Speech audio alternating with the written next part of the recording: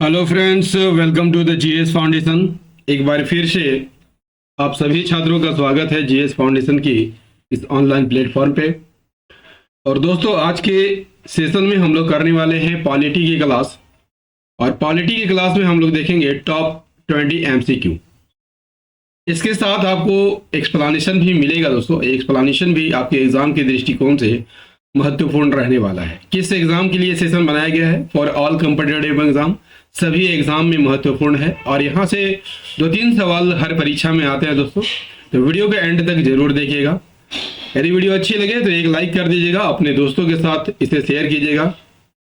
यदि आप भी इस चैनल पर नए हैं और अभी तक आपने इस चैनल को सब्सक्राइब नहीं किया है तो जरूर से जरूर सब्सक्राइब कर लीजिएगा और बेल आइकन को प्रेस करना मत भूलिएगा, ठीक है?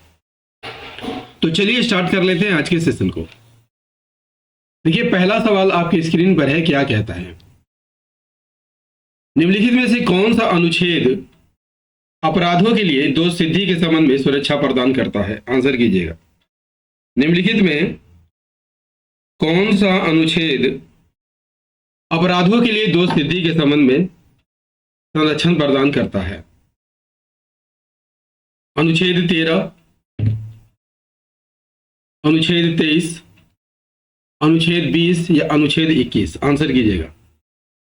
इसका राइट आंसर हो जाएगा दोस्तों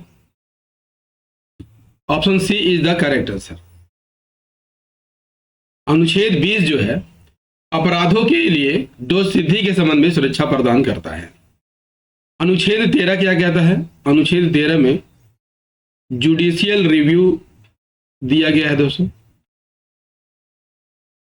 अनुच्छेद 23 क्या कहता है? मानव तस्करी, बेगार और इसी प्रकार का अन्य बलात्श्रम को इसके अंतर्गत प्रतिबंधित किया गया है। अनुच्छेद 21 क्या कहता है? कोई भी राज्य किसी भी व्यक्ति को उसके जीवन या व्यक्तिगत स्वतंत्रता से वंचित नहीं करेगा। व्यक्तिगत स्वतंत्रता से वंचित नहीं करेगा। नेक्स्ट कर लीजिए। सर्वोच्च न्यायालय के न्यायाधीश पदभार ग्रहण करने से पहले शपथ लेते हैं।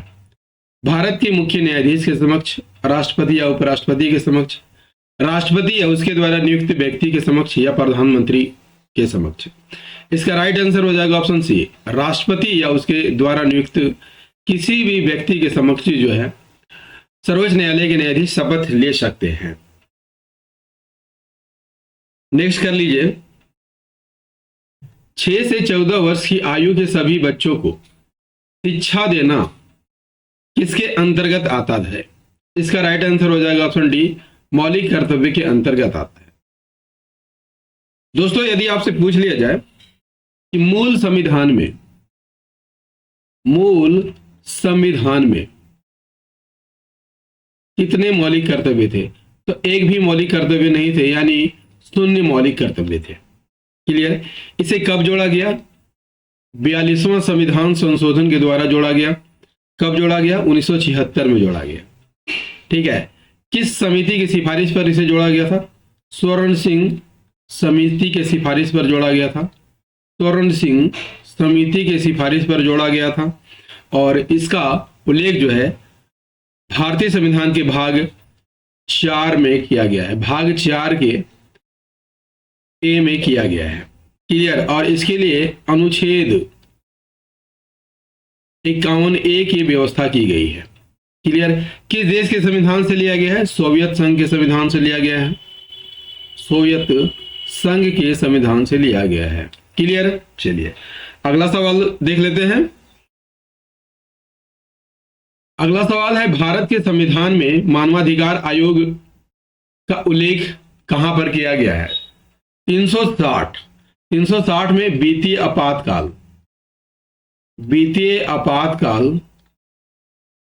दिया गया है।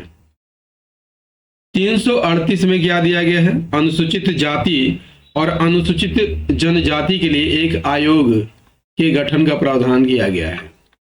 340 सामाजिक और शैक्षिक रूप से पिछड़े वर्गों की स्थिति की जांच के लिए एक आयोग गठित करने का इसमें निर्देश दिया गया है। तो भारत के संविधान में राष्ट्रीय मानवाधिकार आयोग के लिए कोई भी अनुच्छेद नहीं है दोस्तों, क्योंकि ये स्टेचुअरी बॉडी है और स्टेचुअरी बॉडी के लिए कोई भी अनुच्छेद नहीं रहता है। नेक्स्ट है अल्पसंख्यकों के हितों की सुरक्षा पर किस अनुच्छेद में प्रावधान किया गया है। देखिए यहां पर अनुच्छेद 14 क्या कहता है दोस्तों, विधि के समक्ष समता का अधिकार किसमें दिया गया है, अनुच्छेद 14 में दिया गया है। अनुच्छेद 19 क्या कहता है, अभिव्यक्ति की स्वतंत्रता इसमें दी गई है, अभिव्यक्ति की स्वतंत्रता दी गई है। अनुच्छेद 29 में अल्पसंख्यकों के हित तक की सुरक्षा का प्रावधान किया गया, option C is the correct answer. अनुच्छेद 32 क्या कहता है, अनुच्छेद 32 में संवैधानिक उपचारों का अधिकार दिया गया है, संवैधानिक उपचारों का अधिकार दिया गया है। नेक्स्ट क्वेश्चन, नेक्स्ट है सर्वोच्च न्यायालय किस अनुच्छेद के तहत रिट जारी कर सकता है। अनुच्छेद 32 के तहत, आर्टिकल 32 के तहत जो है सर्वोच्च न्यायालय रिट जारी करता है। हाई कोर्ट 226 आर्टिकल 226 के अंतर्गत रिट जारी करता है। 143 में क्या है दोस्तों, राष्ट्रपति जो है सलाह लेता है, मंतव्य लेता है सर्वोच्च न्यायालय के मुख्य न्यायाधीश से। ठीक है, 131 में क्या है, केंद्र और राज्य या फिर दो राज्यों के बीच विवाद से संबंधित सर्वोच्च न्यायालय के मूल अधिकार दिए गए हैं। नेक्स्ट कर लेते हैं, निम्नलिखित में कौन सा लेख भारत की संचित निधि के संबंध में है। आर्टिकल 230, आर्टिकल 260, आर्टिकल 262 या आर्टिकल 266। देखिए भारत की संचित निधि यानी कंसोलिडेटेड फंड इसमें है, अनुच्छेद आर्टिकल 266 में है। एक होता है इमरजेंसी फंड, ये आर्टिकल 267 में है। ठीक है, तो इसका राइट आंसर हो जाएगा ऑप्शन डी। अगला सवाल कर लीजिए, राष्ट्रीय अनुसूचित जाति आयोग किस लेख से संबंधित है। इसका राइट आंसर हो जाएगा option B is the correct answer, article 338 से संबंधित है। 338 के बाद 338 ए भी जोड़ा गया था। ठीक है, एक किससे संबंधित है, एनसीएसटी यानी राष्ट्रीय अनुसूचित जनजाति आयोग से संबंधित है। एक कब जोड़ा गया था, 89वां संविधान संशोधन के द्वारा। एक कब हुआ था, 2003 में हुआ था। इसके लिए 338 बी भी जोड़ा गया है। इससे किससे संबंधित है, एनसीबीसी से संबंधित है, एनसीबीसी यानी राष्ट्रीय पिछड़ा वर्ग आयोग, और इसे 102वां संविधान संशोधन द्वारा जोड़ा गया था। कब जोड़ा गया था, 2018 में जोड़ा गया था। क्लियर। नेक्स्ट कर लीजिए, भारत का सर्वोच्च न्यायालय कब अस्तित्व में आया था। इसका राइट आंसर हो जाएगा 28 जनवरी 1950 को। सर्वोच्च न्यायालय किस अनुच्छेद के अंतर्गत आता है, अनुच्छेद 124 के अंतर्गत आता है। इसी प्रकार हाई कोर्ट की बात कर लिया जाए, हाई कोर्ट तो किस अनुच्छेद के अंतर्गत आता है, अनुच्छेद 214 के अंतर्गत आता है। क्लियर। चलिए अगला सवाल, सर्वोच्च न्यायालय का कोई न्यायाधीश निम्नलिखित में किसे लिखकर अपना पद त्याग कर सकता है। तो राष्ट्रपति को लिखकर अपना पद त्याग कर सकता है। राष्ट्रपति किस अनुच्छेद के अंतर्गत आता है, अनुच्छेद 52 के अंतर्गत आता है। क्लियर। और अनुच्छेद 53 के तहत वह कार्यपालिका शक्ति का प्रधान होता है। नेक्स्ट है, सर्वोच्च न्यायालय का निम्नलिखित में से कौन सा क्षेत्राधिकार है जो उसे केंद्र और राज्य के बीच विवादों को निपटाने की अनुमति देता है? सही आंसर हो जाएगा ऑप्शन डी, ओरिजिनल ज्यूरिडिक्शन के अंतर्गत आता है। क्लियर। नेक्स्ट है, भारत के संविधान का अंतिम व्याख्याता कौन है? इसका राइट आंसर हो जाएगा option B, chief justice of India है। नेक्स्ट है, भारतीय संविधान के किस अनुच्छेद में वित्तीय आपातकाल का प्रावधान है? दोस्तों यहां पर 352 क्या कहता है? राष्ट्रीय आपातकाल, नेशनल इमरजेंसी का प्रावधान किया गया है अनुच्छेद 352 में। 356 में प्रेसिडेंट रूल, राष्ट्रपति शासन। अनुच्छेद 360 में वित्तीय आपातकाल की घोषणा की गई है। Option C is the correct answer. ठीक है, लेकिन अभी तक भारत में एक बार भी वित्तीय आपातकाल नहीं लगाया गया दोस्तों। अनुच्छेद 361 क्या कहता है? इसके तहत राष्ट्रपति, राज्यपाल या राज्यों के मुख्यमंत्री को उनके पद के दौरान अदालती कार्यवाही से सुरक्षा प्रदान किया गया है। क्लियर। चलिए अगला सवाल देख लेते हैं। भारतीय संविधान का कौन सा अनुच्छेद नागरिकों के लिए एक समान नागरिक संहिता का प्रावधान करता है? देखिए अनुच्छेद 42 में क्या है दोस्तों? काम की न्याय संगत और मानवीय दशा को उपलब्ध कराने का बात कहता है। अनुच्छेद 44 क्या कहता है? एक समान सिविल संहिता का प्रावधान करता है। Option B is the correct answer. अनुच्छेद 46 क्या कहता है? समाज के कमजोर वर्गों जैसे अनुसूचित जाति, जनजाति के आर्थिक हितों को बढ़ावा देना और उसके सामाजिक न्याय को बढ़ावा देना। ठीक है, किसके अंतर्गत है? अनुच्छेद 46 के अंतर्गत है।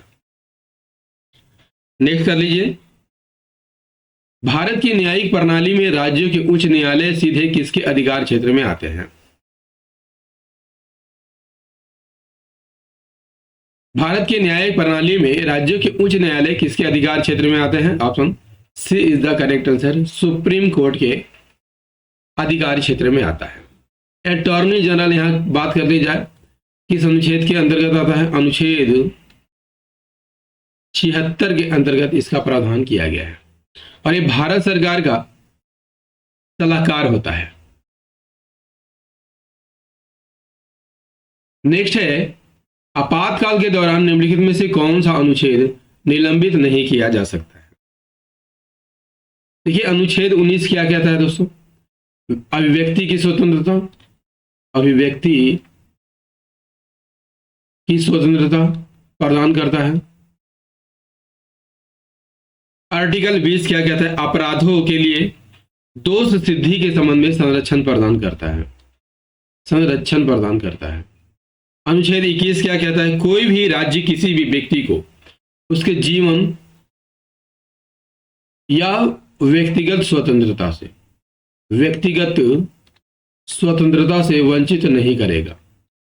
ठीक है, तो आपातकाल के दौरान निम्नलिखित में कौन सा अनुच्छेद निलंबित नहीं किया जा सकता? 20 और 21, यानी option D is the correct answer. Next है, भारत के पहले मुख्य न्यायाधीश कौन थे?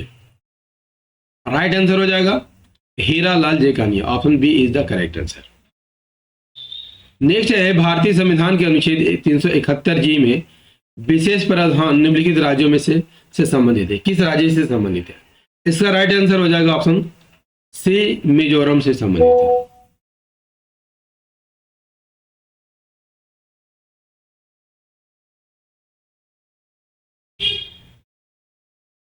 371 ए किससे संबंधित है दोस्तों? नागालैंड से संबंधित है।